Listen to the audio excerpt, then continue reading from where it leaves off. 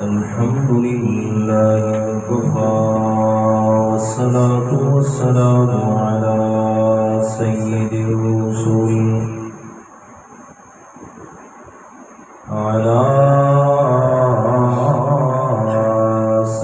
الرسل وخاتم الأنبياء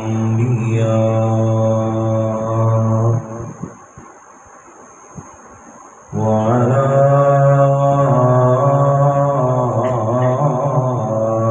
آله وأصحابه الأتقياء الذين هم خلاصة العرب للعرباء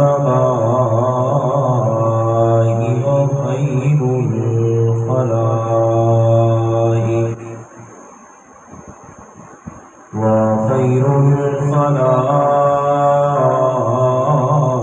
الخلائق بعد الأنبياء.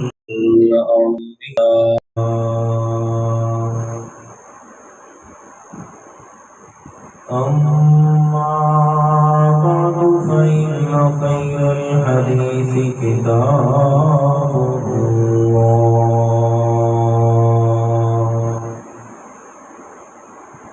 وخير الهدي هدي محمد صلى الله عليه وسلم وشر الأمور محدثاتها إن كل محدثة بدعة كل بدعة ضلالة وكل ضلالة في النار.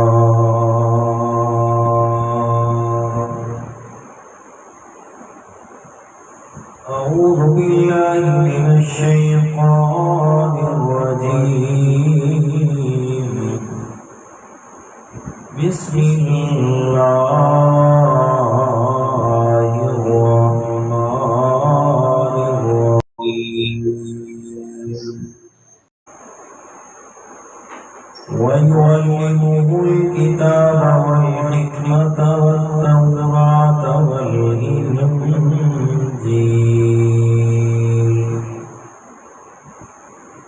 ورسولا إلى بني إسرائيل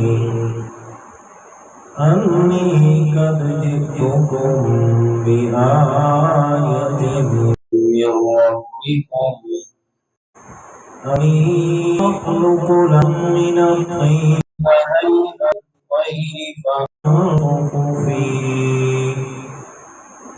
فأنفخ فيه فيكون طيرا بإذن الله وأبرئ الأكمه والأبرص وأحيي الموتى بإذن الله وأنبئكم بما تأكلون وما تدخرون في بيوتكم إن في ذلك لآية لكم إن كنتم مؤمنين ومصدقا لما بين يدي من التوراة ولأحل لكم بعض الذي حرم عليكم وجئتكم بآية من ربكم فاتقوا الله وأطيعون إن الله ربي وربكم فاعبدوه هذا صراط مستقيم. فما أحس عيسى منهم الكفر قال من أنصاري إلى الله قال الحواريون نحن أنصار الله آمنا بالله واشهد بأننا مسلمون ربنا آمنا بما أنزلت واتبعنا الرسول فاكتبنا مع الشاهدين ومكروا ومكر الله والله خير الماكرين صدق الله العظيم اللهم صل على محمد وعلى آل محمد كما صليت على إبراهيم وعلى آل إبراهيم إنك حميد مجيد اللهم بارك على محمد وعلى آل محمد كما باركت على إبراهيم وعلى آل إبراهيم إنك حميد مجيد سبحانك لا علم لنا إلا ما علمتنا إنك أنت العليم الحكيم اللهم مقلب القلوب ثبت قلبي على دينك اللهم منور القلوب نور قلوبنا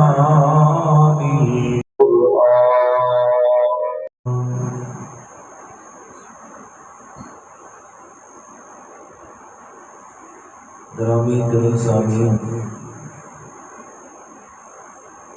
المخلصین الموحدین دوستوں بزرگوں عزیز ساتھیوں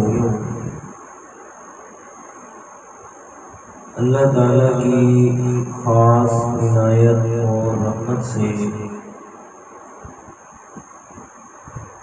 آج کا ہمارا درس قرآن سورہ آل عمران کی 48 نمبر آیت اور 49 سے شروع ہو رہا ہے۔ دعا ہے اللہ تعالیٰ کی بارگاہ معلیٰ مجلہ مصطفیٰ کے اندر کہ وہ ذات حق مجھ جیسے ناقص العلم کا بیان کرنا، آپ حضرات کا سننا اپنی بارگاہ کے اندر قبول و منظور فرمائے۔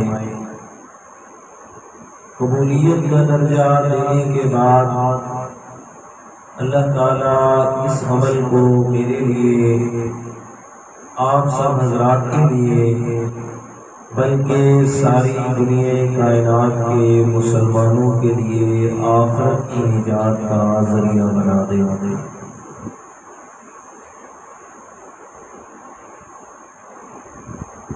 سورہ آل عمران کے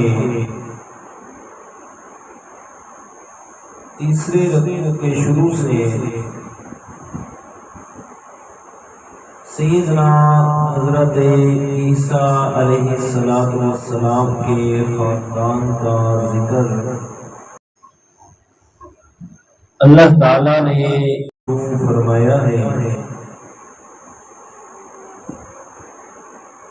سیدنا حضرت عیسیٰ علیہ السلام کی نانی کا دوران کہ کیسے انہوں نے منت مانی اور اللہ تعالیٰ نے بیٹے کی بجائے انہیں بیٹی عطا فرما دی، اور پھر ان کی کفالت کیسے ہوئی، یعنی حضرت مریم صدیقہ کی، اور اس کفالت کے دوران کون کون سے قدرت کے عجائبات اللہ تعالیٰ نے ظاہر فرمائے۔ سیدنا حضرت زکریا علیہ السلام کا واقعہ، اور پھر حضرت مریم صدیقہ کو بیٹے کی خوشخبری کہ اللہ تعالیٰ حضرت عیسیٰ علیہ السلام عطا فرمائیں گے، اور بیٹے کی صرف خوشخبری نہیں ملی بلکہ ساتھ میں اللہ تعالیٰ نے بیٹے کی صفات کا تذکرہ بھی فرمایا کہ وہ جو میں اللہ تعالیٰ نے بیٹا عطا فرمانا ہے، یبشرک بکلمۃ منہ، میں اللہ تعالیٰ کی طرف سے وہ میرے کلمہ کن سے پیدا کیا ہوا بچہ ہوگا، اسمہ المسیح عیسی ابن مریم، اس کا نام عیسیٰ ابن مریم ہوگا، وجیہا فی الدنیا والآخرہ، دنیا اور آخرت دونوں میں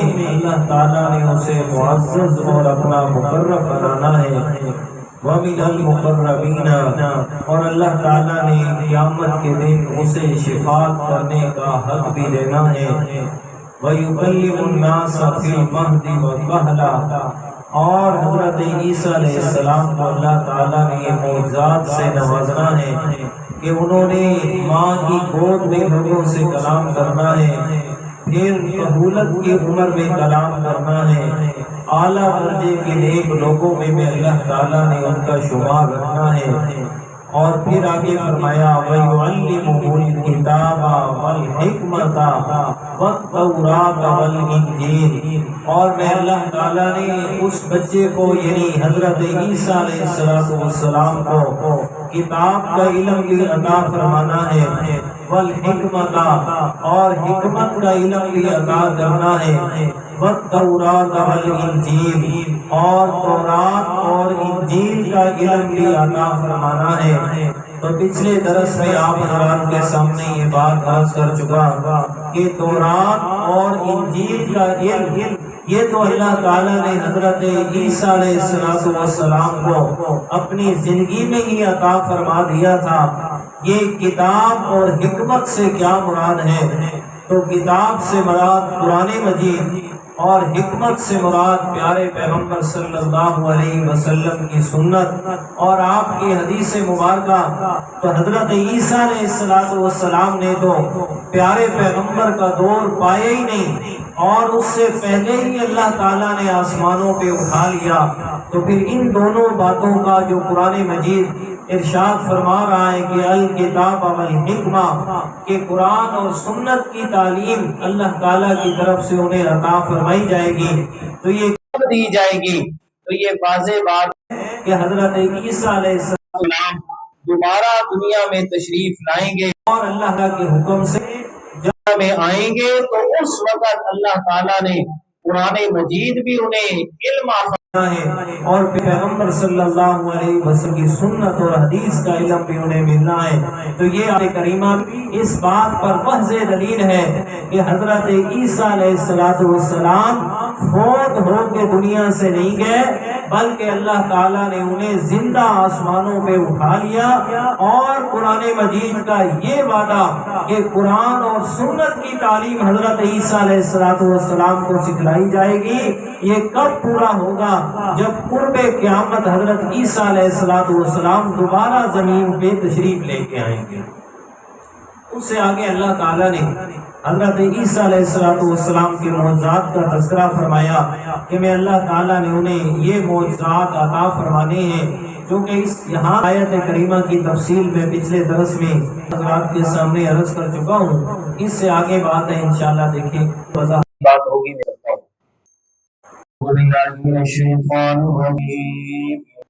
بسم اللہ الرحمن الرحیم، ورسولا إلى بني إسرائیل،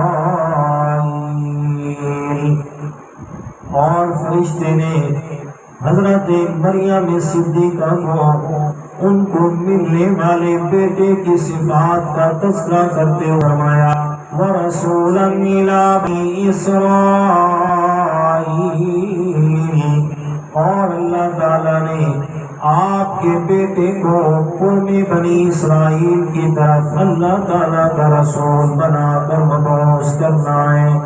انی قد جئتکم بآیۃ من ربکم، جب رسالت عطا فرمانی ہے تو علیہ السلام نے فرمانا ہے کہ بے شک میں تمہارے پاس لے کے آیا ہوں تمہارے رب کی طرف سے واضح نشانیاں، واضح دلائل، واضح معجزات اللہ تعالیٰ نے مجھے عطا فرمائے ہیں۔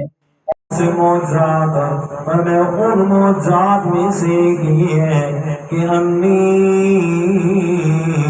اخلق لکم من الطین، کہ بے شک میں تمہارے لیے بناتا ہوں مٹی سے حیات الطیر، ایک پرندے شکل، فانفخ فیہ، پھر اس میں پھونک مارتا ہوں، فیکون طیرا بِإِذْنِ اللَّهِ، بس ہو جاتا ہے وہ پرندہ اللہ تعالیٰ کے حکم سے۔ میں ٹھیک کر دوں مادر ذات اندھے کو، وَالْأَبْرَصَ، اور برس کے مریض کو، وَأُحْيِي الْمَوْتَىٰ، اور میں زندہ کر دیتا ہوں مردوں کو، بِإِذْنِ اللَّهِ، لیکن یہ سارے کام اس میں میری اپنی طاقت نہیں ہے بلکہ یہ سب کچھ ہو رہا ہے تو اللہ کے حکم سے ہو رہا ہے۔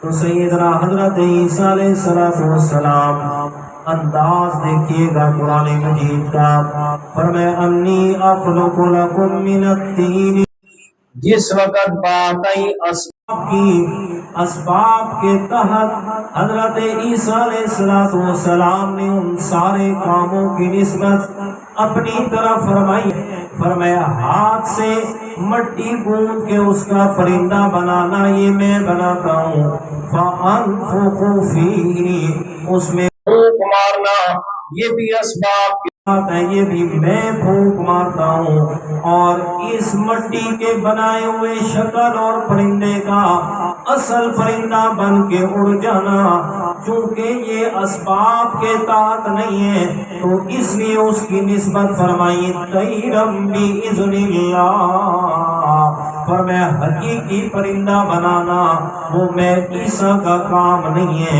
بلکہ حقیقی پرندہ بنانے والی ذات کس کی ہے؟ بولو کس کی ہے؟ سست کیوں بیٹھے ہوئے ہیں؟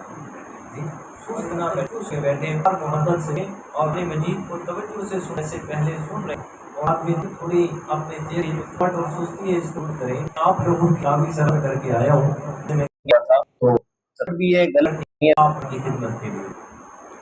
تو فرمایا یکون طیرا بِإِذْنِ اللَّهِ، فرمایا حقیقی پرندہ بنا وہ میں عیسیٰ علیہ السلام کام میں کہ وہ میرے اللہ کام میں، اور مادر ذات اندھے کو ٹھیک کا، برس کے مریض کو ٹھیک کر دینا، اور ابا کو ادا کرنا، یہ ساری چیزیں عیسیٰ علیہ السلام کے قبضے میں نہیں ہیں بلکہ اذن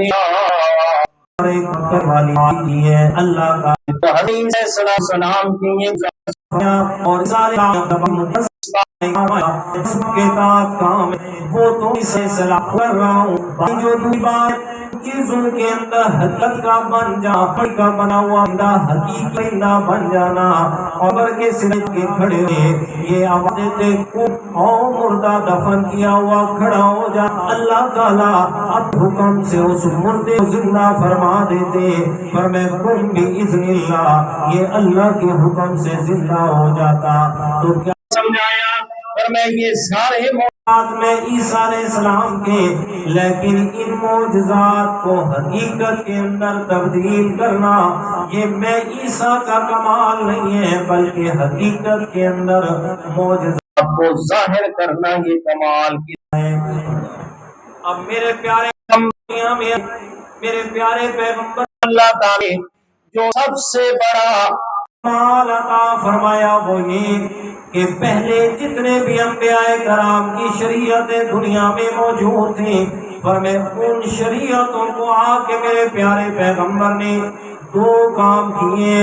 فرمائے جو احکامات باقی رکھنے تھے میرے پیارے پیغمبر نے ان کو باقی رکھ کے تک پہنچائے، مکمل کیا ہے، اور جن کو باقی نہیں رکھنا تھا اللہ تعالیٰ نے انہیں میرے پیارے پیغمبر کی زبان مقدس سے منسوخ فرما دیا، انہیں ختم کروا دیا۔ فرمایا ان جو ختم کیے ہوئے کام تھے وہ کیوں ختم کروائے؟ فرمایا ہر وہ کام کہ جس کے اندر ذرہ برابر بھی یہ شبہ پیدا ہو سکتا تھا کہ لوگوں کے عقائد خراب ہو، شرک کی ملاوٹ ہو، اللہ تعالیٰ نے وہ شبہ والا کام بھی اپنے پیارے پیغمبر کی زبان مقدس سے اس شریعت سے ختم فرما دیا۔ مثلا حضرت عیسیٰ علیہ السلام کا دور مبارک ہے، فرمایا اس میں ان کو معجزہ عطا فرمایا کہ مردوں کو زندہ کر دیا جاتا، اللہ تعالیٰ کے حکم سے مردہ زندہ ہو جاتا کلام کرتا لوگوں سے، اور کہتے جناب حضرت عیسیٰ علیہ السلام اللہ کے سچے پیغمبر ہیں۔ لیکن جب میرے پیارے پیغمبر کا دور آیا اللہ تعالیٰ نے اسی بات کو ختم فرمایا۔ کیسے؟ فرمایا لوگ شبہ سکتے تھے، لوگ یا شرک کی ملاوٹ آنے تھا۔ دیکھیں جناب حضرت عیسیٰ علیہ السلام نے مردوں کو زندہ کر دیا، میرے پیارے پیغمبر نے بھی فلاں جگہ پہ مردوں کو زندہ کیا، تو اتنی قدرت تو ہے نا، تو اللہ کا شریک بننے میں کون سی بڑی بات ہے؟ کیوں نہ ہو اتنی بڑی شان والا پیغمبر جو ہے تو اس کی بھی عبادت شروع کر دیں۔ اللہ تعالیٰ نے اپنے پیارے پیغمبر سے یہ شبہ والی چیز کو ختم فرما دیا۔ میرے پیارے پیغمبر کا ایک صحابی ہے، غزوہ کا موقع ہے، میرے پیارے پیغمبر اعلان فرمایا، انفروا فی سبیل اللہ، جلدی نکلو اللہ تعالیٰ کے راستے میں، حکم آگے جہاد کا، جلدی آئیے گا۔ فرمایا یہ اللہ کے پیغمبر کے صحابی ہیں، فرمایا رات کا وقت گزارا اپنی بیوی کے، فرمایا شادی کی پہلی رات ہے، شب زفاف گزاری ہے، ابھی اسی ناپاکی کی حالت میں ہے کہ ادھر سے اللہ کے پیغمبر کا آواز حکم کانوں پہ پہنچا ہے، فرمایا فوراً سے تلوار سنبھالی، اپنا جنگی سازو سامان لیا اور نکل کھڑا ہوا پیغمبر کے حکم پہ۔ بیوی روکتی رہ گئی، کہتی اللہ کے بندے تھوڑا سا رک جا، غسل تو کر لینا۔ دو ٹوک جواب دیا، جب پیغمبر کا حکم آ جائے پھر ایک ذرہ برابر بھی دیر کرنا ایمان کا خطرہ ہے، کہیں ایمان سے ہی نہ خالی ہو جاؤں۔ اب تلوار لے کے نکلا ہے، تھوڑا سا چلا آگے، کیا ہوا؟ دروازے پہ کوئی ہے، کیا آیا؟ کیا دیکھتا ہے؟ کیا ہوا ہے؟ کہتے گھر کالا ناگ نکل آیا ہے، اور اس ناگ نے جناب بڑا خطرے میں میں باہر آ گئی ہوں، جب تو آپ سے رہیے گا۔ پیارے پیغمبر کے صحابی اندر تشریف لائے ہیں، اور ناگ کے سامنے اس نے بھی صحابی حملہ کیا، صحابی نے اس پہ حملہ کیا، وہ بھی ٹکڑے ٹکڑے ہو، پیغمبر کا صحابی بھی شہید ہے۔ اللہ تعالیٰ کے پیارے پیغمبر آیا، آپ نے الصلوۃ والسلام تشریف لائے، کہا صحابی بھی عید ہے، وہ بھی جناب ٹکڑے ٹکڑے ہو کے پڑا ہے۔ میرے پیارے پیغمبر نے کہا او میرے پیغمبر دیکھیے گا اللہ سے اپنے گھر کی شہادت کی نصیب فرما دے۔ یا رسول اللہ کتنی عجیب موت ہے، شادی کی پہلی رات ہے اور پہلی رات میں ہی جناب اس کو اتنا بڑا مرتبہ مل گیا۔ اللہ تعالیٰ سے دعا کرے، ادعو الی ربک، اپنے رب سے دعا کیجئے کہ اللہ تعالیٰ اسے دوبارہ زندہ فرما دے، تاکہ یہ کم از کم اپنی دین کی بہاریں، اپنی زندگی کی بہاریں تو دیکھ لے۔ میرے پیارے پیغمبر نے فرمایا او میرے صحابہ، وہ پہلی باتیں تھی گزر چکی، اب جس موت آ گئی اب قیامت سے پہلے دوبارہ زندہ نہیں ہو سکتا۔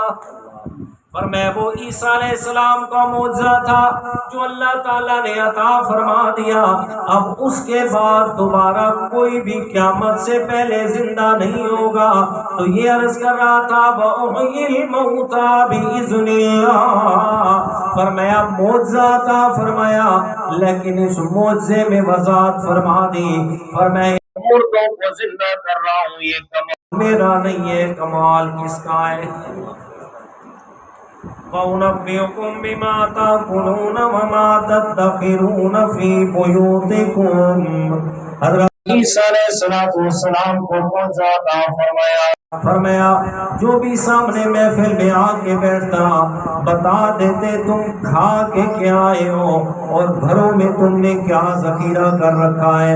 فرمایا یہ معجزہ تھا، یہ سارے معجزات فرشتہ کہہ رہا ہے حضرت مریم کو، یہ تیرے بیٹے کو اللہ تعالیٰ نے عطا فرمانے نے، فرمایا ان فی ذالک لآیۃ لکم ان کنتم مؤمنین، بے شک اللہ تعالیٰ نے لآیۃ لکم تمہارے اس میں بڑی نشانیاں رکھی ہیں اگر تم ایمان لاتے ہو، فرمایا اگر تم صاحب ایمان ہو تو تمہارے لیے اس میں بڑی نشانیاں ہیں۔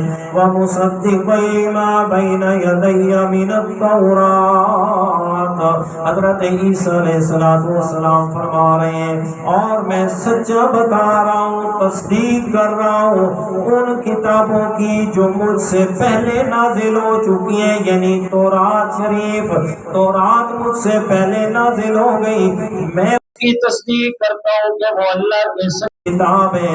وَلِأُحِلَّ لَكُمْ بَعْضَ الَّذِي حُرِّمَ عَلَيْكُمْ، اور میں تمہیں حلال بتاتا ہوں تمہارے لیے وہ چیزیں جو اللہ تعالیٰ نے بعض تم پر حرام کر دی تھی۔ اب پیغمبر کی یہ صفت ہے کہ جتنے بھی پیغمبر دنیا میں آئے، ہر پیغمبر نے آنے سے پیغمبر کی تصدیق یا تکذیب نہیں کی۔ یہ نہیں کہا کہ آنے والا پیغمبر فلاں بات کہتا تھا میں ٹھیک کہتا ہوں، ایسے نہیں فرمایا۔ یہ سارا طریقہ فلاسفہ کو مبارک جی، جو بڑے بڑے فلسفی آئے نا، انہوں نے آ کر نئے نئے نظریات لوگوں کو دیے، اور ان نظریات میں جو پہلا غلط تھا میں ٹھیک جی، لیکن رب قرآن کیا فرماتا ہے، جتنے بھی دنیا میں آئے ہر پیغمبر نے آنے سے پہلے پیغمبر کی تصدیق کی ہے، اس کو جھٹلایا نہیں ہے۔ وَمُصَدِّقًا لِمَا بَقِيَ مِنَ التَّوْرَاةِ، اب اس ٹاپک پہ اگر شروع والی بات پہ تو یہ ساری باتیں آپ کے دائیں کہ فلسفہ کہتے تھے کیسے تجزیہ، پہلا نظریہ کیا تھا، ادھر نہیں، بس متن پہ آپ تھوڑا غور کریں گے بات سمجھ آ جائے۔ اس لیے کہ کا یہ انداز ہے، میں نے جن اساتذہ سے قرآن کی تفسیر پڑھی ہے نا، ان کا انداز تھا کہ قرآن مجید کی آیت سے بھی ملحد ان کے غلطیات عقائدی نفی اور رد ہوتا نا، اس ایک آیت کریمہ کے تحت 10 نظریات کا رد ہوتا ہے، تو 10 نظریات بتائے جاتے اور ایک کا الگ رد کیا جاتا الگ۔ اس لیے 3 سال میں نے لگایا صرف قرآن کی تفسیر سن پڑھی ہے۔ وَمُصَدِّقًا لِمَا بَيْنَ يَدَيَّ مِنَ التَّوْرَاةِ، فرمایا میں تصدیق کرنے والا ہوں اپنے پہلی کتابات کی۔ اُحِلَّ لَكُمْ بَعْضَ الَّذِي حُرِّمَ عَلَيْكُمْ، اور حلال کرتا ہوں تمہارے لیے بعض موجود تمہارے اوپر حرام دی گئی تھی۔ یہود کی شرارتوں کی وجہ سے اللہ حلال ور کے بعض حصے پر حرام کر دیے تھے، سورت میں آگے بارے میں بھی رہا ہے، پر میں بھی اللہ تعالیٰ نے ان پہ حرام کر دیا، اور میں یہود بطور سزا کے چربی حلال جانور کی استعمال نہیں کر سکتے، جیسے اونٹ کے گوشت کے بعد حصے حرام ہو، تو فرمایا بعد الذی حرم علیکم، تمہارے اپنے کرتوتوں کی وجہ سے جو باتیں تم پر حرام تھی میں وہ تمہارے حلال کر رہا ہوں۔ وَجِئْتُكُمْ بِآیَةٍ مِّن رَّبِّكُمْ، اور میں تمہارے پاس لے کے آیا ہوں تمہارے رب کی طرف سے بڑے بڑے دلائل، بڑے بڑے معجزات، بڑی بڑی نشانیاں تمہارے پاس لے کے آیا ہوں، لہذا فَاتَّقُوا اللَّهَ وَأَطِیعُونِ، بس اس معاملے میں اللہ تعالیٰ سے ڈر جاؤ کہ مجھ سے پہلے پیغمبر بھی سچے تھے، ان کی تعلیمات بھی سچی تھی، جو میں لے کے آیا ہوں وہ میری تعلیمات بھی سچی ہیں، لہذا رب سے ڈرو اور میری اطاعت کرو، باطیعونی، اور میرے پیچھے چلو، میری تابع داری کرو، میری فرما برداری کرو، اور میرے سارے دین کا خلاصہ یہ ہے، فرمائے ان اللہ ربی و ربکم، بے شک میری قوم والوں میرا رب بھی اور تمہارا رب بھی ایک اللہ ہے، فاعبدو، لہذا اسی ہی کی عبادت کرو، ھذا صراط مستقیم، فرمائے یہی سیدھا راستہ ہے۔ کیا مطلب؟ رب کے قرآن نے وضاحت فرما دی، فرمائے صرف ایک اللہ تعالیٰ کی عبادت کرنا، اور اس ایک اللہ تعالیٰ کی عبادت میں اس کی مخلوق میں سے کسی کو شریک نہ کرنا۔ حقیقت کے اندر یہی اللہ تعالیٰ کا مقصد، یہی صراط مستقیم، یہی سیدھا دین ہے، یہی سیدھا راستہ ہے، اس کے علاوہ اور کوئی بھی سیدھا راستہ نہیں ہے۔ پر میں جتنی چکنی چوپڑی یہ مسئلہ انبار لگا لوگوں کو بہکایا جائے، جناب وہ کی عبادت بھی ہے، ان کی عبادت بھی ہے، یہ اللہ تعالیٰ کے پیارے ہیں، یہ اللہ تعالیٰ کے پوچھے ہوئے ہیں، پر میں جتنا مرضی کوئی بڑے سے بڑے دلائل دے دے، اور دنیا والوں میں رب تمہیں بتا رہا ہوں، وَمَن يَدْعُ مَعَ اللَّهِ إِلَٰهًا آخَرَ لَا برہان لہو بہ، فرمائے کوئی بھی دنیا میں جو اللہ کے علاوہ کسی اور کی عبادت کی طرف بلا رہا ہے، میں رب تمہیں فرما رہا ہوں لا برہان لہو بہ، اس آدمی کے پاس کوئی بھی دلیل نہیں ہے، کوئی اس کے پاس ثبوت نہیں ہے اس بات پہ کہ میں اس پہ میری عبادت کی جائے، میری مخلوق میں سے کسی اور کی بھی عبادت کی جائے۔ برہان سورۃ کی آیات 98واں پارہ، لا برہان لہو بہ فإنما حسابہ عند ربہ انہ لا یفلح الکافرون، فرمائے جو رب کی عبادت کے علاوہ کسی اور کی عبادت کی طرف بلا رہا ہے، میں تمہیں بتا رہا ہوں اس کا اسلام سے کوئی تعلق نہیں ہے۔ یہ میں نے بہت والے معنی کیے، لا یفلح الکافرون، میں رب تمہیں بتا رہا ہوں کہ ان کا دین اسلام سے تعلق نہیں ہے، یعنی وہ ایمان نہیں ہے، لا یفلح الکافرون، فرمایا وہ کافر ہیں اور کافر کبھی کامیاب ہونے والے نہیں ہیں۔ تو حضرت عیسیٰ علیہ السلام بھی یہی فرما رہے ہیں، فرمایا او میری قوم والوں، بے شک میرا بھی تمہارا بھی اکیلا اللہ تعالیٰ ہی رب ہے، لہذا فاعبدو، اسی ہی کی عبادت کرو، ھذا صراط مستقیم، یہی سیدھا راستہ ہے، اسی راستے کا نام صراط مستقیم ہے۔ یہ حضرت عیسیٰ علیہ السلام نے اپنی قوم والوں کو اللہ تعالیٰ کا پیغام سنایا ہے۔ اب فلم أحس عيسى منهم الكفر قال من انصاری الی اللہ، حضرت عیسیٰ علیہ السلام نے جب اللہ تعالیٰ کا پیغام سنانا شروع فرمایا، کسی جماعت کا فکر نہیں کیا کہ میرے پاس بڑے جماعت کے لوگ ہوں، میرے پاس لوگوں کا ایک بڑا جتھا ہو کہ جو میرے ساتھ ساتھ چلے، نہیں، پر میں حکم آیا، انفرادی طور پہ حکم اللہ تعالیٰ کا پہنچانا شروع فرما دیا، لوگوں کو سنا رہے ہیں، لیکن جس وقت کیا ہوا، احس عیسیٰ منہم الکفر، فرمایا ان کے کفر کو واضح طور پہ محسوس کرنے لگے کہ اب یہ لوگ ماننے والے نہیں ہیں، الٹا مجھے نقصان پہنچانے کے در پہ ہیں۔ تو پھر فرمایا من انصاری الی اللہ، فرمایا کون ہے میری مدد کرنے والا اللہ تعالیٰ کے دین کے معاملے میں؟ تو دو واضح ہو گئی، پہلی بات تو یہ رب کے پیغام کے لوگوں تک دعوت تبلیغ کرنے ہمیں کوئی ضرورت نہیں جماعت کی، جتھے کی، جناب بڑے لوگوں کے اکٹھے ہونے کی، جہاں بھی موقع میسر آئے، چاہے 1 ہو، چاہے 5 ہو، 7 ہو، 15 ہو، 50 ہو، ڈنکے چوٹ پہ اللہ تعالیٰ کا پیغام سنا۔ اور دوسری بات کہ جب اپنی جان کا خطرہ ہو تو پھر لوگوں سے اسباب کے تحت مدد مانگنا بھی شرک نہیں ہے۔ حضرت عیسیٰ علیہ السلام بھی یہ فرماتے من انصاری اللہ کہ کون ہے اللہ تعالیٰ کے دین کی مدد کرنے والا۔ فرمایا جب پیغام پہنچانے کی بات تھی تو کسی کو نہیں کہا آؤ یار میرے ساتھ مل کے پہنچاتے ہیں، لیکن جس وقت اپنی جان کو خطرے میں تھا پھر آس پاس کے جو لوگ تھے جن کو پیغام سمجھ آیا ان کو فرمایا من انصاری اللہ کون ہے اللہ تعالیٰ کے دین کی مدد کرنے والا۔ فرمایا قال الحواریون نحن انصار اللہ۔ فرمایا وہ حضرت عیسیٰ علیہ السلام پہ جو ایمان لے کے آئے تھے، جو حضرت عیسیٰ علیہ السلام کے دوست تھے، انہوں نے کہا نحن انصار اللہ۔ فرمایا ہم اللہ تعالیٰ کے دین مدد کے لیے تیار ہیں۔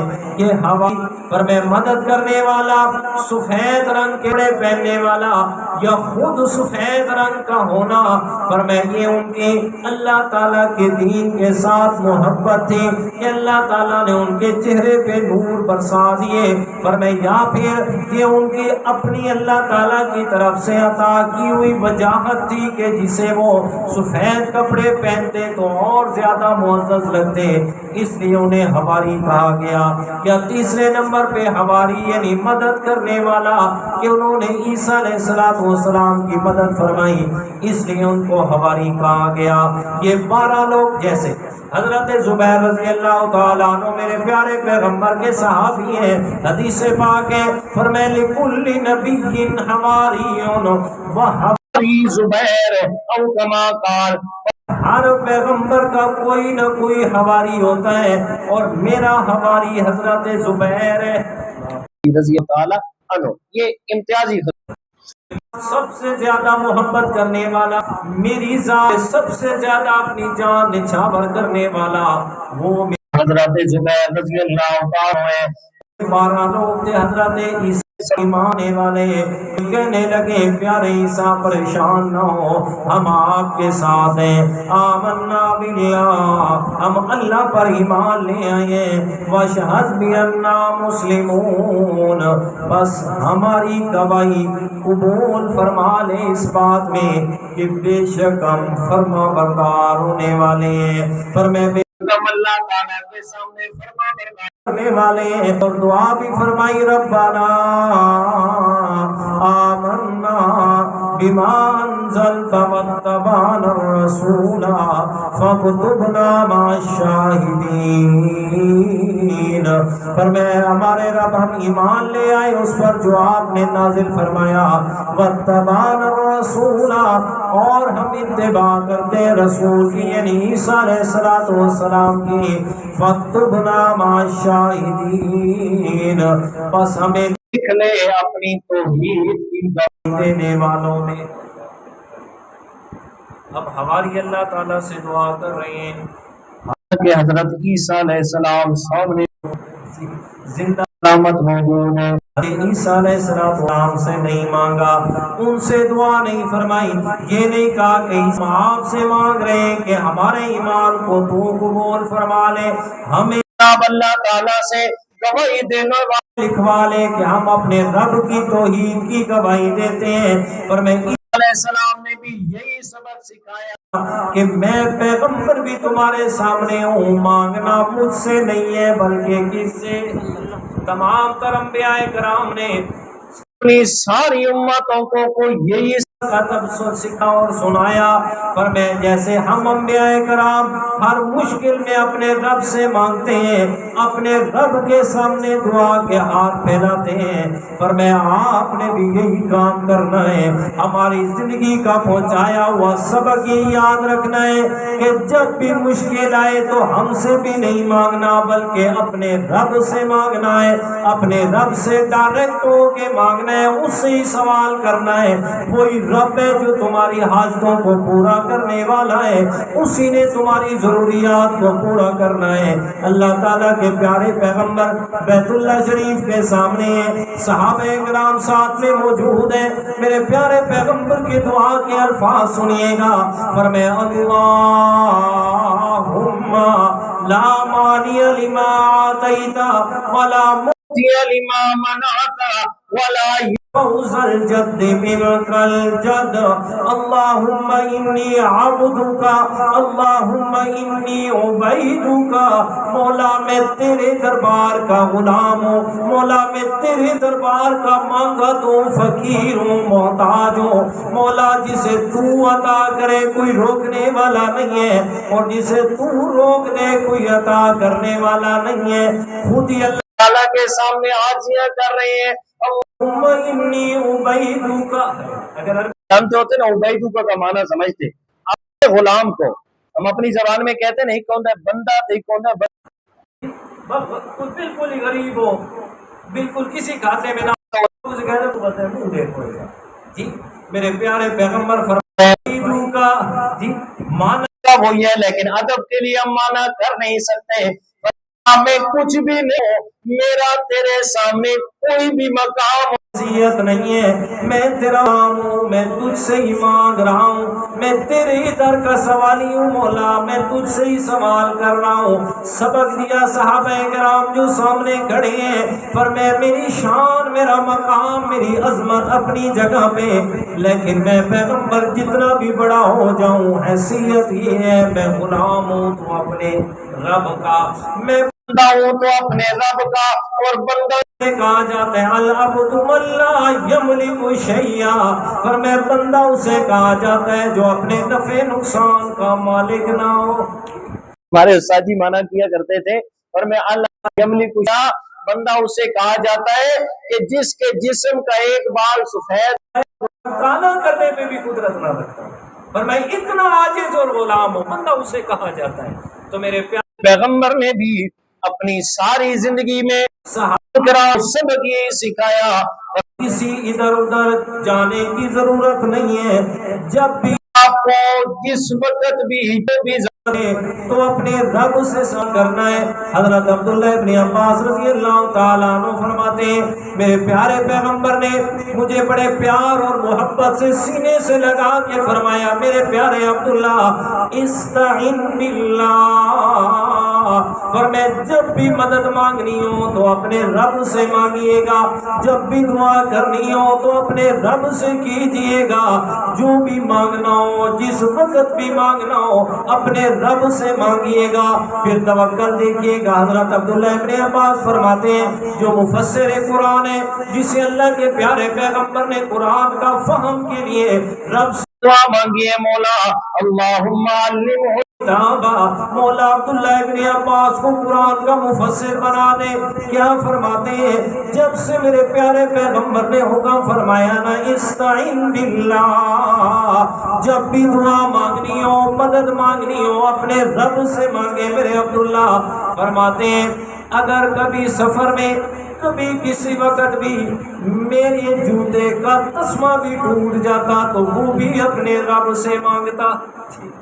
کہ اسباب کی بات ہے نا کہ اسباب میں جا کے لے سکتا، لیکن فرمایا نہیں اپنے رب سے، تو فرمایا ربنا آمنا بما انزلت واتبعنا الرسول فاکتبنا شاہدین، مولا ہم آپ سے دعا مانگتے ہیں ہمارے ایمان کو قبول فرما لے اور ہم آپ کے پیغمبر کی اتباع میں آ رہے ہیں۔ دو چیزیں فرمائیں، فرمائے آمنا بما انزلتا، جو آپ نے نازل کیا اس پر بھی ایمان لاتے ہیں، واتبعنا الرسول، اور جو آپ نے رسول بھیجا ہے اس کی بھی اتباع کرتے ہیں۔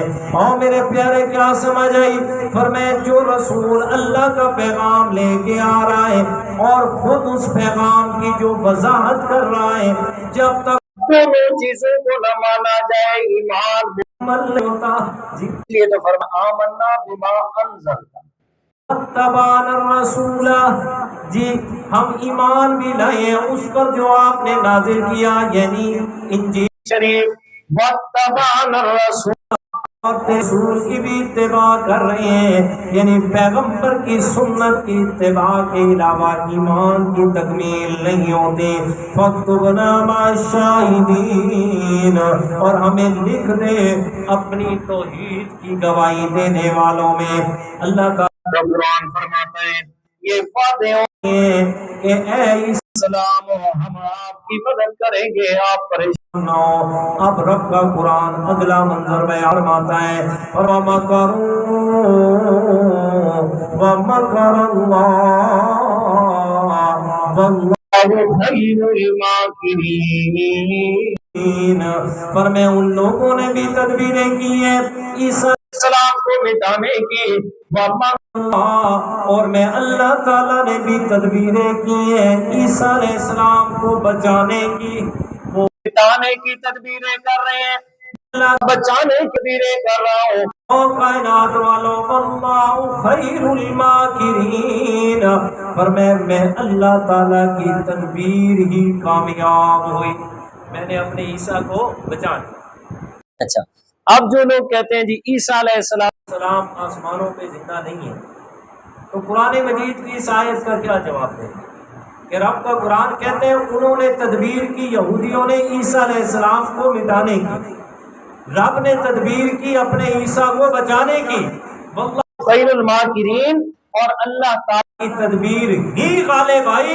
تو کیا غالب آئی کہ ان کے ہاتھوں عیسیٰ علیہ السلام سولی پہ چڑھ گئے، یہی غالب آ گئی کہ عیسیٰ علیہ السلام مر گئے، عیسیٰ علیہ السلام کو مار دیا گیا، یہی غالب آ گیا؟ نہیں میرے پیارے میں، عیسیٰ علیہ السلام کو اللہ تعالیٰ نے زندہ آسمانوں پہ اٹھا لیا۔ یہ مانو گے تو یہ ماننا ثابت ہوگا کہ اللہ تعالیٰ کی تدبیر کیا ہے، غالب آئی۔ تھوڑا زیادہ کریں جی۔ حضرت عیسیٰ علیہ السلام کی عیسیٰ علیہ السلام میں کہا یہودی کا عقیدہ انتہائی میں لتھڑے ہوئے لوگ، حضرت علیہ السلام توحید پرست اور حق دینے والے۔ اس وقت میں کیا تھا، مائک لگالیے زیادہ، مائک لگالیے۔ حضرت عیسیٰ علیہ السلام نے جب اللہ تعالیٰ کا پیغام سنایا تو پھر کیا ہوا، یہ یہودی لوگ برہم ہو گئے، اچھا جی یہ کیا ہے بھائی، ہمارا اپنا نظام رہا، آپ اس کہاں سے لے کے آ گئے؟ عیسیٰ علیہ السلام ان کے الحاد اور بے دینی کے سارے الزامات کو ٹھکرایا، تم غلط کر رہے ہو، تم غلط نہیں کر رہے ہو، اصل پیغام وہ ہے جو میں لے کے آیا ہوں، وہ میں تمہیں سنا رہا ہوں۔ اب یہودی جو تھے، چونکہ یہ رومی سلطنت کے زیر نگین تھے، یہ رومی سلطنت کے زیر حکومت وقت گزار رہے تھے، اور رومی حکومت جو تھی وہ خود انتہا درجے کے مشرک کافر لوگ تھے۔ اب ان کا حال یہی تھا، یہ علاقہ تھا فلسطین کا، یہ جو ابھی فلسطین کا علاقہ ہے، یہ فلسطین شام کا علاقہ تھا جس میں یہ سارا واقعہ پیش آ رہا تھا۔ حضرت عیسیٰ علیہ السلام آئے اور اللہ کا پیغام سنا رہے ہیں، یہ سارا واقعہ فلسطین کے علاقے کا، اور روم کے علاقے میں وہ رومی بادشاہ تھے، انہوں نے یہاں شام کے علاقے میں اپنا گورنر بنایا ہوا، اور یہاں جو گورنر بھی تھا اس کی اتنی حیثیت تھی کہ روم کی طرف سے آنے والے جتنے بھی احکامات تھے وہ انہیں صرف پہنچا سکتے تھے، اگر نہ مانتا تو انہیں سزا دینے کی انہیں اجازت نہیں تھی۔ یہ سزا دلوانی ہوتی تو روم میں جاتے اور وہاں سے جا کے ان کے سامنے بیان کرتے، پھر وہ سزا بتاتے، پھر یہاں کے نافذ کرتے۔ تو یہ یہودی جو تھے انہوں نے ایسے ہی کیا، روم کی سلطنت میں گئے اور وہاں جا کر یہ بات کی کہ حضرت عیسیٰ علیہ السلام جو ہے وہ اپنے آباء و اجداد کے مذہب سے پھر گئے اور ملحد ہو گئے، نعوذ باللہ بے دین ہو گئے اور ہماری ساری باتوں کو غلط کہتے ہیں۔ جناب آپ کو بھی وہ کافر کہتے ہیں، کو بھی وہ کافر کہتے ہیں کہ آپ بھی شرک کرنے والے، اس دین کے ساتھ کوئی بھی تعلق نہیں ہے، اس بات پہ بھڑکایا۔ جیسے کہ آج کل جو ہوتے ہیں نا چاپلوسی، وہ دیکھتے ہیں ساری چیزیں، جب اپنے داؤ پیچ لگا لیے، دیکھا کہ آپ تو مخالفت نہیں بن رہی، آخر میں بڑا داؤ پیچ یہی لگاتے ہیں۔ جناب آپ اس کو اچھا جانتے ہیں، وہ تو آپ کے بارے میں بھی بڑے برے الفاظ کہتے ہیں جی، وہ تو آپ کو بھی مشرک کہتا ہے جی، وہ تو آپ کے بارے میں بھی یہ لفظ کہتا ہے۔ تو پھر اپنی جب بات آتی ہے تو پھر انسان بھڑک جاتا ہے۔ بہرحال تو ان کو کہا، وہاں سے انہوں نے سارے جھوٹے موٹے مقدمے بنا کے عیسیٰ علیہ السلام کی پھانسی کا حکم وہاں سے لے کے آگے۔ اب وہاں سے لے کے پھانسی کا حکم آئے کہ ہم نے عیسیٰ علیہ السلام کو سولی پہ چڑھا دینا ہے، بس بات ہی ختم کر دینی ہے۔ اب عیسیٰ علیہ السلام کو انہوں نے آ کر گرفتار کر لیا اور گرفتار کر کے ایک مکان میں بند کر دیا۔ اب یہاں تک یہ بات، اسی کو اللہ تعالیٰ نے سورۃ المائدہ میں ذکر فرمایا ہے، آیت نمبر 157 اور 158 پہ، یہ چھٹے دوسرا رکوع ذرا یہ نکال لیں تاکہ آپ کے سے قرآن مجید کی آیات ہوں گی تو سمجھنے میں آسانی ہوگی۔ یہ چھٹے پارے کا دوسرا صفحہ ہے، دوسرا رکوع ہے اور آیت کا نمبر 157 اور 158 ہے۔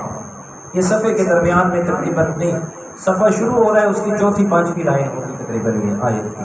ذرا دیکھیں چھٹے پارے کا دوسرا صفحہ، چھٹے پارے کا دوسرا صفحہ نکالیں، وہاں آیات بالکل واضح ہیں۔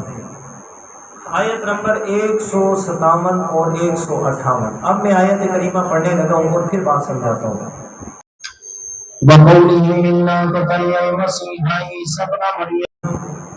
اور یہودیوں کا قول کہ بے شک ہم نے قتل کر دیا عیسیٰ ابن مریم کو، رسول اللہ، جو اللہ تعالیٰ کا رسول ہے۔ یہ کون کہہ رہے ہیں؟ یہودی۔ یہ کون کہہ رہے ہیں؟ یہودی۔ وَقَوْلِهِمْ إِنَّا قَتَلْنَا الْمَسِيحَ عِيسَى ابْنَ مَرْيَمَ رَسُولَ اللَّهِ، اور یہودیوں کی یہ بات کہ ہم نے عیسیٰ علیہ السلام کو قتل کر دیا ہے، جو اللہ کے رسول تھے۔ اب اللہ کا قرآن کیا فرماتا ہے؟ فرمایا وَمَا قَتَلُوهُ وَمَا صَلَبُوهُ وَلَكِنْ شُبِّهَ لَهُمْ وَإِنَّ الَّذِينَ اخْتَلَفُوا فِيهِ لَفِي شَكٍّ مِّنْهُ مَا لَهُم بِهِ مِنْ عِلْمٍ إِلَّا اتِّبَاعَ الظَّنِّ وَمَا قَتَلُوهُ يَقِينًا بَل رَّفَعَهُ اللَّهُ إِلَيْهِ وَكَانَ اللَّهُ عَزِيزًا حَكِيمًا۔ فرمایا وما قتلوہ، اور یہودیوں نے حضرت عیسیٰ علیہ السلام قتل بھی نہیں کیا، وما صلبوہ، اور ان کو سولی پہ بھی نہیں چڑھایا، ولیکن شبہ لہم، لیکن ان کے بعد ملا جلا دی۔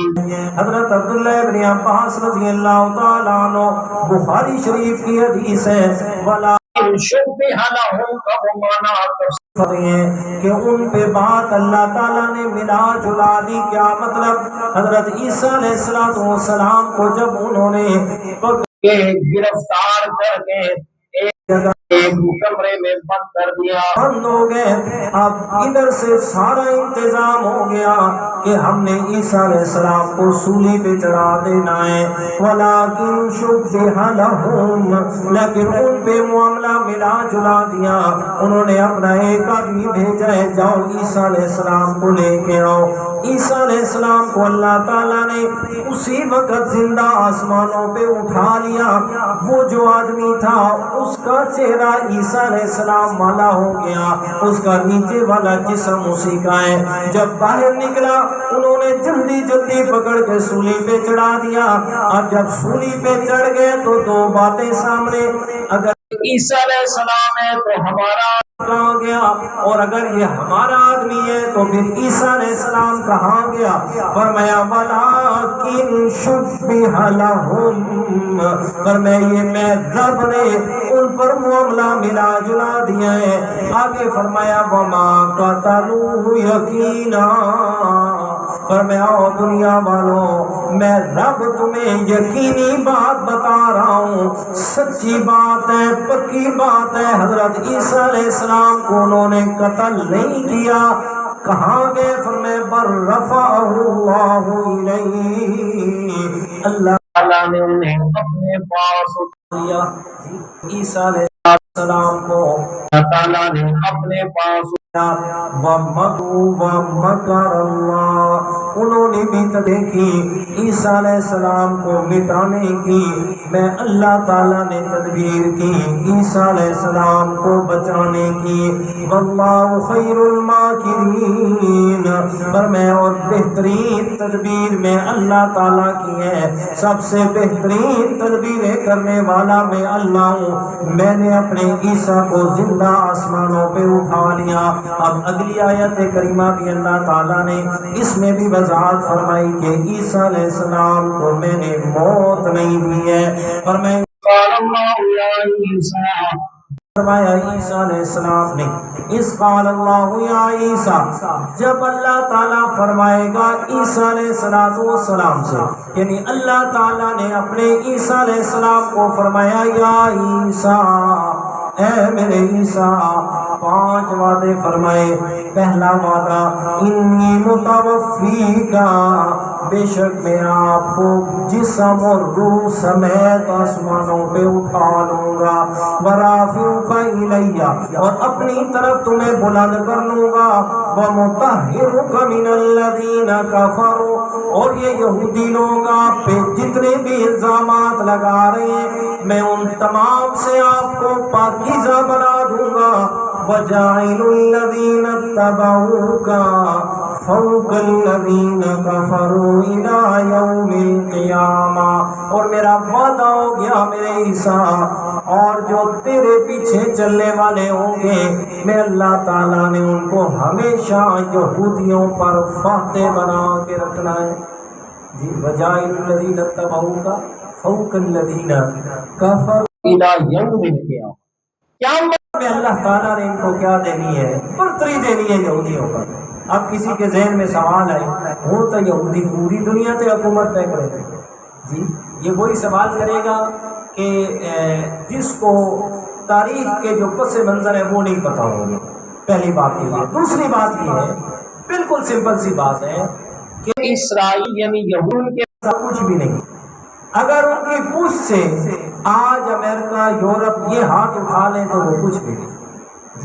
ایک بات یہ، 2 باتیں ہوں گی۔ تیسری بات یہ ہے کہ یہ یہودیوں کا غلبہ ہے، یہ میرے پیارے پیغمبر جناب محمد الرسول اللہ صلی اللہ علیہ وسلم نے قیامت کی نشانیوں میں سے ایک بڑی نشانی بتائی ہے، جی کہ ان کو کچھ وقت کے لیے اللہ تعالیٰ غلبہ عطا فرمائیں گے، اور یہ قیامت کے قریب کا وقت ہوگا اور یہ آخری زمانہ ہوگا، اس کے بعد پھر بس کیا نہیں آنے اور پھر کچھ نہیں ہونا۔ آخری زمانہ چل رہا ہے کہ جس میں یہودیوں کو اللہ تعالیٰ نے طاقت سے نوازا ہے، اور یہ ان کا اقتدار، یہ طاقت چند روز ہے، اس نے ختم ہو جانا ہے، اس نے بالکل ختم ہو جانا ہے۔ تو تینوں باتیں اپنی اپنی جگہ پہ، اور قرآن مجید کی یہ آیت کریمہ بھی اپنی جگہ پہ، اور بعض مفسرین کرام نے یہ جواب دیا ہے کہ اس سے مراد دنیاوی حکومت نہیں ہے، بلکہ اس سے مراد ہے اللہ ہمیشہ عیسیٰ علیہ السلام جو دین حق لے کر آئے تھے نا، اس کو غلبہ عطا کرنا، جی کہ اس کو غلبہ ملے گا۔ دلائل اور براہین کا غلبہ مراد ہے کہ حضرت عیسیٰ علیہ السلام، اور آخر میں عیسیٰ علیہ السلام نے تو دین اسلام ہی لے کے آنا ہے، جو دنیا میں آنا ہے تو قرآن و حدیث کی تعلیم و تبلیغ کرنی ہے، تو فرمائے کہ یہ عیسیٰ علیہ السلام آئیں گے تو اس وقت جو دین اسلام ہوگا اسی نے ہی دنیا پہ کیا آنا ہے؟ غالب آنا ہے۔ میں مرجعکم، پھر تم اللہ تعالیٰ کی طرف لوٹ گیا انہیں پھر میں اللہ تعالیٰ فیصلہ فرما دوں گا فیما کنتم فیہ تختلفون، جس میں تم آپس میں اختلاف کر رہے تھے، پھر آپ فیصلہ کیا میں اللہ تعالیٰ کرنا ہے۔ وہ جو دنیا میں کتنے حضرت عیسیٰ علیہ السلام کو رب کا بیٹا کہنے والے اور عیسیٰ علیہ السلام کو اللہ تعالیٰ کی ذات میں سے جدا ماننے والے، پھر کتنے عیسیٰ علیہ السلام کو اللہ کی طرح الہ ماننے والے، خدا ماننے والے، اور میں یہ سارے آئیں گے، سب کا فیصلہ اللہ تعالیٰ نے قیامت کے دن فرما دینا ہے۔ فَأَمَّا الَّذِينَ كَفَرُوا، بھلا وہ لوگ جنہوں نے کفر کیا، فَأُعَذِّبُهُمْ عَذَابًا شَدِيدًا، میں اللہ تعالیٰ نے انہیں سخت عذاب دینا ہے، دنیا میں بھی اور آخرت میں بھی انہیں سخت عذاب سے نوازا جائے گا۔ اس کی مثال ایسے سمجھ لو جیسے کسی مجرم کو 1 سال کی سزا ملتی ہے، جیل میں بھیج دیا جاتا ہے، اور ساتھ میں کہا جاتا ہے اگر جیل میں بھی تیری شرارتیں ختم نہ ہوئی تو یہی سزا 2 سال کی ہو جائے گی۔ جی تو یہ فرمایا فَأُعَذِّبُهُمْ عَذَابًا شَدِيدًا فِي الدُّنْيَا وَالْآخِرَةِ، فرمایا میں اللہ تعالیٰ نے انہیں عذاب دینا ہے دنیا میں بھی اور آخرت میں بھی، وَمَا ہم من ناصرین، اور اس وقت کا کوئی بھی مدد کرنے والا نہیں ہونا۔ وَأَمَّا الَّذِينَ آمَنُوا وَعَمِلُوا الصَّالِحَاتِ، بھلا وہ جو ایمان لے آئے وہاں صالحات اور نیک اعمال کا معمول بنا کے رکھا۔ جی کیا معنی کیے؟ نیک اعمال کا معمول بنا کے رکھا۔ معنی کیا جاتا ہے جنہوں نے اچھے اعمال کیے۔ حدیث مبارکہ اکثر سناتا ہوں اس معنی کے حوالے سے کہ جنہوں نے نیک اعمال کا معمول بنا کے رکھا ہے۔ اور میں کیوں یہ معنی کر رہا ہوں، میرے پیارے پیغمبر نے فرمایا آؤ میری امت کے لوگوں، اللہ تعالیٰ کے ہاں سب سے زیادہ مقبول اور محبوب وہ عمل ہوتا ہے جو ہو تو تھوڑا لیکن مسلسل ہونا چاہیے، مقدار میں تو کم ہو لیکن تسلسل اس میں ہمیشہ ہونا چاہیے۔ تو عامل الصالحات، جنہوں نے ایمان قبول کیا، اچھے کا معمول بنا کے رکھا، تو فَيُوَفِّيهِمْ أُجُورَهُمْ، میں اللہ تعالیٰ نے ان کو پورا پورا بدلہ عطا کرنا ہے، ان کے اعمال کی جزا میں ذرہ برابر بھی کمی نہیں آنی۔ واللہ لا يحب الظالمین، اللہ ظالموں سے محبت نہیں فرماتا، وہ رب نا انصافی کرنے والوں کو پسند نہیں فرماتا۔ اب یہ عیسیٰ علیہ السلام کا تذکرہ یہاں تک اتنے 3 رکوعوں کے اندر فرما دیا۔ آگے فرمایا ذالک نتلوہ علیک من الآیات، فرمایا مکہ والوں قیامت تک آنے والے لوگوں سن لو، یہ ساری باتیں جو میرا پیغمبر آپ پہ تلاوت کر رہا ہے، فرمایا یہ میرے پیارے پیغمبر کی صدا دلیل ہے کہ 600 عیسیٰ علیہ السلام کا، اور پھر اس سے پہلے ان کی پیدائش اور حضرت زکریا علیہ السلام باقی انبیاء کرام کا واقعات، یہ جو سارے بیان کر رہا ہے، تو میرا پیغمبر نتلوہ علیک من الآیات والذکر الحکیم، یہ اپنی طرف سے نہیں، یہ میں اللہ تعالیٰ نے ان پہ قرآن نازل فرمایا، اپنی آیات نازل فرمائی جو نصیحت ہے اور حکمتوں سے بھری ہوئی ہے۔ پر میں اس حکیم ذات کی طرف سے حکمتوں بھرا قرآن جو پیغمبر آپ کو سنا رہا ہے، جو اپنی طرف سے نہیں بنا رہا، تو یہ ساری باتیں اس بات کی دلیل ہے کہ میرا پیغمبر اللہ کا سچا پیغمبر ہے۔ اچھا جی، یہاں ایک تو یہ انداز ہے نا عیسیٰ علیہ السلام کی آسمانوں پہ زندہ اٹھ جانے کے نظریات کی حقیقت کے بارے میں، ایک دوسرے طریقے سے بھی مفسرین کرام نے بات لکھی ہے، اور وہ یہ لکھی ہے کہ حضرت یعنی جتنے بھی پیغمبر آئے نا دنیا میں، ہر پیغمبر کو اللہ تعالیٰ نے کسی نہ کسی علاقے سے دوسرے علاقے کی طرف ہجرت ضرور کروائی ہے، ہر پیغمبر کو ہجرت۔ حضرت ابراہیم علیہ السلام شام کی طرف آئے، آپ علیہ السلام جو ہے وہ ہجرت فرما کے مکہ سے مدینہ کی طرف گئے، حضرت موسیٰ علیہ السلام مصر سے مدین کی طرف گئے، یعنی ہر پیغمبر نے اللہ تعالیٰ کے حکم سے ایک علاقے سے دوسرے علاقے کی طرف ہجرت ضرور فرمائی ہے۔ تو فرمایا حضرت عیسیٰ علیہ السلام کا زندہ آسمانوں پہ اٹھ جانا، یہ حضرت عیسیٰ علیہ السلام کی بھی ہجرت ہے۔ تعالیٰ نے انہیں بھی ہجرت کروایا تھا کہ وہ کہاں گئے آسمان۔ پھر کوئی سوال کر سکتا ہے کہ جناب یہ کیا ہے؟ سارے پیغمبروں کو دنیا کی ہجرت، حضرت عیسیٰ علیہ السلام کو آسمانوں کی ہجرت کیوں کرائی؟ اس کا اگلی آیت میں دیا، فرمایا ان مثل عیسیٰ عند اللہ کمثل آدم، فرمایا عیسیٰ علیہ السلام کی مثال ایسے ہے جیسے آدم علیہ السلام ہے، خلقہ من تراب، ان کو میں اللہ تعالیٰ نے مٹی سے پیدا کیا اور پیدا کر کے کہاں رکھا؟ آسمانوں پہ۔ کہاں رکھا؟ آسمانوں پہ۔ فرمایا ان کو مٹی سے بغیر ماں باپ کے پیدا کیا، وہ بھی میری قدرت کاملہ کی نشانی تھی۔ عیسیٰ علیہ السلام کو بغیر باپ کے پیدا کیا، یہ بھی میری قدرت کاملہ کی نشانی ہے، اس کو بھی آسمانوں پہ رکھا۔ عیسیٰ علیہ السلام کی ہجرت بھی میں اللہ تعالیٰ نے آسمانوں پہ کرائی ہے۔ ثم قال له کن فیکون، پھر کہا اس کے لیے ہو جا سو جو ہو گیا۔ الحق من ربک، عیسیٰ علیہ السلام کے بارے میں یہ جو ساری بات بتائی گئی ہے، اور دنیا کائنات والوں یہ تمہارے رب کی طرف سے سچی بات ہے، یہی سچی بات ہے جو تمہارے رب نے بیان فرمائی ہے۔ فلا تکن من الممترین، اس میں شک نہ کرنا، اس میں ذرہ برابر بھی شک نہ کرنا، یہی سچی بات ہے۔ اب اصل ٹاپک کی طرف واپس لوٹیے گا۔ حضرت عیسیٰ علیہ السلام الوہیت کے بارے میں، اللہ کے بیٹے ہونے کے بارے میں، وہ نجران کے عیسائیوں کا وفد آیا تھا، آج میرے عمر سے مناظرہ کرنے لگے، فرمائے یہ باتیں ان کے سوالات کا جواب ہے کہ عیسیٰ کی کیا حقیقت تھی، کیا آسمانوں کھائے گئے، یہ ساری باتیں اللہ تعالیٰ نے ان کے سوالات کے جواب میں ارشاد فرمائی ہیں۔ اب یہ سارے دلائل آگئے، جن دلائل سے یہ بات واضح ہو گئی کہ عیسیٰ علیہ السلام نہ ابن اللہ یعنی نہ اللہ کے بیٹے ہیں، اور نہ ہی اللہ تعالیٰ کی الوہیت میں شریک ہے کہ اللہ نے اپنا بیٹا بنا لیا، یہ اللہ کی طرح وہ ہمارے الہ معبود بن گئے کہ ہم ان کی عبادت شروع کر دیں۔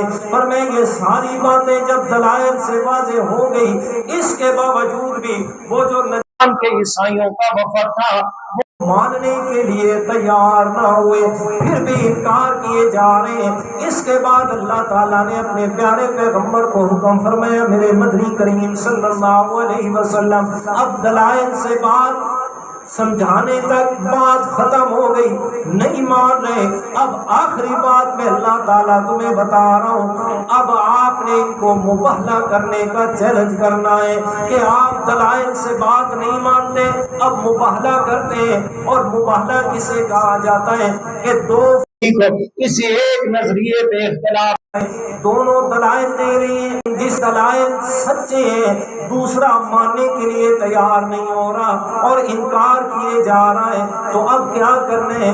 دونوں اس بات پہ متفق ہو جائیں کہ چلو چلتے ہیں کھلے میدان میں، جا کے رب سے دعا کرتے ہیں، مولا ہم میں سے جو بھی جھوٹا ہے اپنی بات میں اس کو تباہ و برباد کر دے، اس پہ اپنا عذاب نازل کر دے، اس پہ لعنت برسا دے۔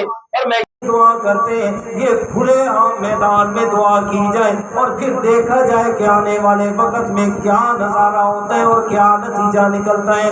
تو یہ اور میں فمن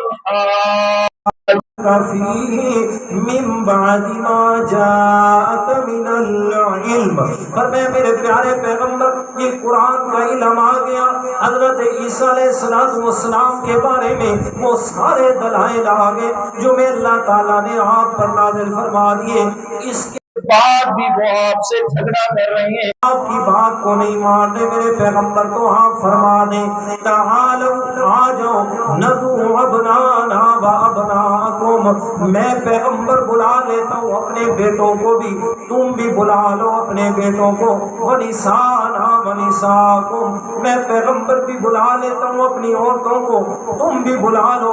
व अनफुसना व अनफुसकुम, मैं पैगंबर खुद भी आ जाता हूँ, तुम भी आ जाओ। फिर सुम्मा नबतहिल, फिर इस बात पे मुबाहला करते हैं। इन कहने से क्या है कि बस अल्लाह ताला लानत फरमा दे उस पर जो हम में से झूठा है। हम में से क्या है जी? झूठा। ये आखिरी बात होती है मुबाहला। हाँ, हजरत इमाम बाक़िर रहमतुल्लाह ताला अलैह तफसीर तुर मंसूर जिल्द नंबर 2 और सफ़ा नंबर 40 और तफसीर रूहुल मानी और जिल्द नंबर 3 में क्या लिखते हैं?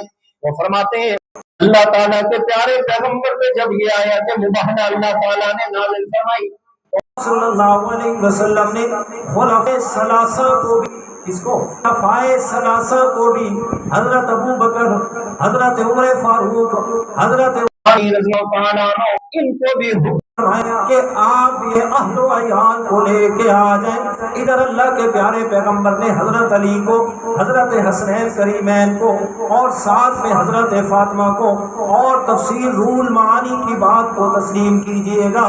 तफसीर रूहुल मानी में अल्लामा रूहुल मानी ने लिखा है, पर मैं यहाँ तक नहीं बल्कि अल्लाह के प्यारे पैगंबर ने अज़वाजे मुतहरात को भी अपने साथ बुला लिया और ये सारे के सारे फरमाया चलो आओ चलते हैं, जाके उनसे मुबाहला करना है।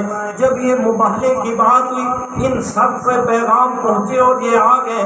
और वो जो ईसाइयों का वफद था 60 आदमियों का, उनमें वो जो 14 उनके बड़े चौधरी थे और इन 14 में भी 3 उनके बड़े पोप और पादरी थे, उन्होंने इन 14 आदमी ये मिल के बैठे और कहते हैं यार चलो अब क्या किया जाए।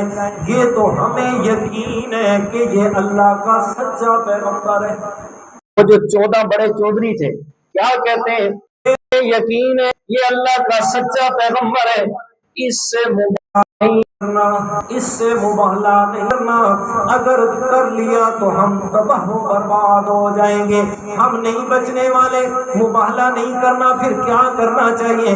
कहते चलो गौर करो, वो जो अल्लाह के प्यारे पैगंबर ने 3 शर्तें रखी थी उस पे गौर करो। क्या? और मैं पहली शर्त ये है, नजरान के लोगों इस्लाम कबूल कर लो। दूसरी शर्त ये है, अगर इस्लाम कबूल नहीं करते तो जिजिया दे के हमारे मातात रह जाओ। और तीसरी शर्त ये है, ना इस्लाम करते हो ना जिजिया दे तो फिर निकल आओ मैदान में आके हमारे साथ जिहाद करो, फिर तलवार फैसला करेगी तुम्हारे और हमारे दरमियान। कहते हैं 3 में से एक को तस्लीम कर लें, 3 में से एक को तस्लीम कर लें। फिर आपस में कहते हैं यार वो पैगंबर तो सच्चा है, क्यों न हो मुबाहला से इनकार करके उस पैगंबर से कहते हैं इन तीनों में से हमारे लिए जो आसान है वो आप खुद ही फरमा दे। हमें यकीन है वो पैगंबर बड़ा रहमतुल लिल आलमीन है, वो हमारे लिए आसान वाला फैसला फरमाएगा। जी है तो काफिर है, फिर लेकिन फिर भी अच्छे की उम्मीद है कि हमारा अच्छा फैसला होगा जी, कि वो खामखा हमारी जान खत्म करे। एक का वाक़या है, हजरत उमर फारूक अल्लाह ताला अन्हु बयान फरमाते हैं, देखा जंग के दौरान क्या हुआ कि एक काफिर पैगंबर अलैहिस्सलाम की तलवार के नीचे आ गया। जी मैं मंजर देख रहा हूँ, पता चलता है कि अल्लाह के प्यारे पैगंबर आज इसे कैसे कत्ल करते हैं और ये कैसे बच के जाता है। कहते मेरे प्यारे पैगंबर भी जांच गए कि हजरत इसीलिए देख रहे हैं हजरत उमर की तरफ मार बढ़ाई और फिर मैं मेरे प्यारे उमर आप इसे अपने हाथ से कत्ल कर दे। हजरत उमर करते हैं या रसूल अल्लाह, तो मैं ये देखना चाहता था कि आप भी तो जिहाद के लिए आए हैं। मेरे प्यारे पैगंबर ने फरमाया कुर्बान जाऊं, फरमाया आपने ये बात सुनी नहीं है, दुनिया का सबसे बड़ा बदनसीब वो शख्स है कि जिसने किसी पैगंबर को शहीद किया, या वो भी सबसे बड़ा बदनसीब है जो किसी पैगंबर के हाथों कत्ल हुआ। मैं पैगंबर नहीं चाहता कि मेरे हाथों قتل ہو کے کوئی جہنم میں چلا جائے، جو میرے ہاتھوں قتل ہوگا اس کا جہنمی ہونا یقینی ہے۔ پر میں یہ میرے پیغمبر کی رحمت ہے دنیا والوں کہ جس سے کافروں کو بھی اللہ تعالیٰ نے حصہ عطا فرمایا ہے۔ اب یہ سارے مباہلہ سے انکار کیا اور آگے میرے پیارے پیغمبر کے پاس آ کے کہتے ہیں آپ یہ ہمارے لیے آسانی والا فیصلہ فرما دیں۔ میرے پیغمبر نے فرمایا چلو آپ جزیہ دے دیں اور آپ کی جان بخشی ہے، چلے جائیں۔ اور ساتھ فرمایا اور میں مجھے کعبہ کے قسم ہے اگر یہ لوگ میرے ساتھ مباہلہ کرنے آ جاتے تو ان پر اللہ تعالیٰ کی طرف سے عذاب نازل ہوتا، اتنا بڑا عذاب آتا کہ میں پیارا پیغمبر اپنی آنکھوں سے عذاب بالکل قریب ہوتے ہوئے دیکھ رہا تھا۔ اور فرمایا جب عذاب آتا نا تو لوگ وہ اپنی جگہ پہ رہ گئے اور میں درختوں پہ بیٹھے پرندے بھی نہ بچتے، اور میں اللہ تعالیٰ ان کی نسل کو بھی ختم کر کے رکھے، دنیا میں کوئی ایک بھی عیسائی باقی نہ رہے۔ جی تو یہ آیت مباہلہ اور میں ان ھذا لہو القصص الحق، اور دنیا والوں یہ سارے کا سارا قصہ یہ حق ہے اللہ کی طرف سے، وما من الہ الا اللہ، اور اس سارے قصے سے جو بات تو یہ کہ اللہ کے علاوہ کوئی اور عبادت کے لائق نہیں ہے۔ عیسیٰ علیہ السلام ہے تو مقام اور مرتبے والا، لیکن وہ بھی میں اللہ تعالیٰ کے ساتھ شریک نہیں ہے۔ وَإِنَّ اللہ لہو العزیز الحکیم، اللہ تعالیٰ بڑا زبردست ہے، طاقتوں والا ہے تو طاقت والا، لیکن اپنی طاقت جگہ پہ اپنی طاقت کو ہر جگہ استعمال نہیں فرماتا، بلکہ استعمال فرماتا ہے حکمت کے ساتھ۔ جہاں جتنی طاقت استعمال کرنا ہو اتنی طاقت استعمال ہوتی ہے۔ فَإِن تَوَلَّوْا، فرمایا پس اگر یہ اعراض کر جائیں منہ پھیر لیں تو فَإِنَّ اللَّهَ عَلِيمٌ بِالْمُفْسِدِينَ، بے شک اللہ تعالیٰ جاننے والا ہے فساد کرنے والوں کو۔ فرمایا فسادی اللہ تعالیٰ خوب جانتا ہے۔ اب آخر میں اللہ تعالیٰ نے اپنے پیغمبر کو فرمایا میرے مدنی کریم صلی اللہ علیہ وسلم یہ حالے کہ یہ یہود و نصارہ اگر آتے ہیں آپ صلح کرنے کے لیے، میں اللہ تعالیٰ تمہیں ایک آسان سا راستہ بتا دیتا ہوں، اور میں آپ انہیں اعلان فرما دیں، اور میں ساری باتیں ایک طرف رکھیں، چلو اس بات پہ ہم صلح کر لیتے ہیں جو تورات، انجیل اور قرآن مجید میں مشترک طور ایک ہی عقیدہ اور نظریہ ہے، جو مسئلہ تینوں کتابوں میں اللہ نے فرمائے، چلو اسی پہ ہم صلح کر لیتے ہیں۔ کیا فرمایا؟ فرمایا یا اہل الکتاب تعالوا الی کلمۃ، اور میں اہل کتاب آ جاؤ اس کلمہ کی طرف، سواء بیننا و بینکم، فرمایا جو ہمارے اور تمہارے درمیان ماننے میں برابر ہے۔ کیا مطلب کون سا؟ فرمایا اللہ نعبد الا اللہ، کہ ہم سب ایک اللہ تعالیٰ کی عبادت کریں، ولا نشرک به شیئا، اور اس کی ذات و صفات میں کسی ذرے کو بھی شریک نہ کریں، ولا يتخذ بعضنا بعضا اربابا من دون اللہ، اور اللہ تعالیٰ کے ساتھ ہم کسی اور کو رب نہ بنائیں۔ ہم اللہ تعالیٰ کے ساتھ کسی اور کو رب نہ بنائیں۔ جی وہ یہودیوں کو کون سا عالم تھا جو مسلمان ہوا تھا، کیا نام تھا اس کا؟ جی حضرت عبد سلام، ماشاء اللہ، حضرت عبداللہ بن سلام رضی اللہ تعالیٰ عنہ یہ مسلمان ہوئے نا تو آپ صلی اللہ علیہ وسلم لگے کہ ساری گلیں ٹھیک ہیں، قرآن نے ایک بات ہمارے بارے میں غلط کہی ہے۔ جی وہ کون سی؟ جی کہتے جی قرآن کی بات ہے کہ ہم اپنے علماء کو، اپنے پیروں گدیوں کو رب بناتے تھے۔ ہم نے تو کسی کو اپنا رب نہیں کہا، ہم نے تو کسی کو اپنا رب نہیں بنایا تھا۔ جی ہم نے تو کسی کو رب نہیں بنایا، تو قرآن نے ہمارے بارے میں کیوں کہا ہے؟ تو آپ علیہ الصلوۃ والسلام نے فرمایا مجھے یہ بتائیں کہ اگر آپ کا کوئی عالم یا کوئی آپ کا پیر یا کوئی پوپ پادری اگر یہ کہہ دیتا کہ یہ چیز حرام ہے اور وہ چیز فی نفسی حلال ہوتی، آپ کیا کہتے تھے؟ کہتے ہم اسے حرام ہی کہتے تھے۔ فرمایا یہ حلال اور حرام کی جو ہے یہ سارا حکم یہ کس کے اختیار میں ہے؟ رب کے۔ تو آپ نے رب کے مقابلے میں انہیں مانا ہے تو حلال حرام مان رہے ہیں نا، یہ تو اسی کو تو رب ماننا ہے اور کیا ہے۔ تو یہ فرمایا وَلَا يَتَّخِذَ بَعْضُنَا أَرْبَابًا مِّن دُونِ اللَّهِ، فرمایا پھر رب کو چھوڑ کے کسی اور کو اپنا رب نہیں بنائیں گے۔ فرمایا یہ ایک اصول ہے کہ جس میں آپ اور ہماری کیا ہو سکتی ہے، صلح ہو سکتی ہے۔ اس بات پہ جو آپ کی کتابوں میں ہمارے قرآن میں متفق بات ہے کہ آپ کی کتابیں بھی یہی کہتی ہیں، ہمارا قرآن بھی یہی کہتا ہے کہ اللہ تعالیٰ کی ذات و صفات میں کسی کو شریک نہ کیا جائے، رب کے مقابلے میں، رب کے حکم کے مقابلے میں کسی اور کا حکم نہ مانا جائے۔ فرمایا اسی بات پہ متفق ہو جائے، اسی بات پہ بھائی صاحب وہ نظریہ بھی اس میں آ گیا کہ رب کے حکم کے مقابلے میں کسی کا حکم نہ مانا جائے۔ تو وہ بات بالکل اسلام نے جو نظریہ حکومت تو یہی تو دیا ہے نا کہ میرا حکم ہے اور مسلمانوں کا حکمران ہے، وہ اتنا ہی حکمران ہے، میرے بتائے ہوئے احکام مسلمانوں کو بتانے نافذ کرنے ہیں، بس اپنی طرف سے نئے نئے بنا، اور وہ بھی وہ بنانے جو قرآن و سنت کے بھی مخالف ہیں، سرے سے جو قرآن اور سنت کے بھی مخالف ہے وہ بنانے کی اجازت نہیں ہے۔ باقی جو فقہ کا اجتہاد والا ٹاپک ہے وہ الگ بات ہے، کہ وہ اجتہاد والا ٹاپک، اجتہاد کا میدان کھلا ہے آنے والے حالات و واقعات کی مناسبت میں۔ فَإِن تَوَلَّوْا، فرمایا بس اگر یہ روگردانی کریں تو بس آپ فرما دیں اشہدوا بِأَنَّا مسلمون، فرمایا گواہ بن جاؤ کہ میں اپنے رب کا فرما بردار ہوں، میں تمہاری وجہ سے اپنے رب کی نافرمانی نہیں کر سکتا۔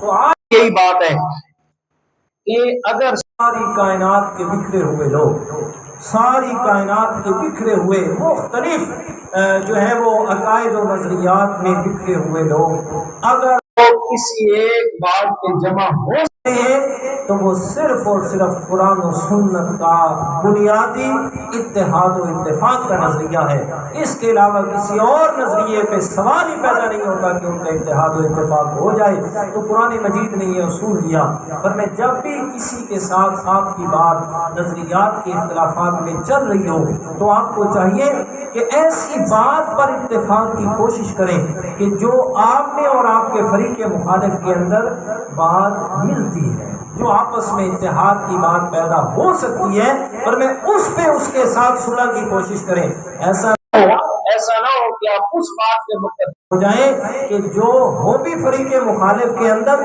اور ہو بھی قرآن و سنت کے خلاف، ہو بھی قرآن و سنت کے مخالف میں، تو اس بات اتحاد و اتفاق کرنے کی اسلام نے اجازت نہیں دی۔ جو کچھ کہا سنا اللہ تعالیٰ قبول و منظور فرمائے۔ اللہ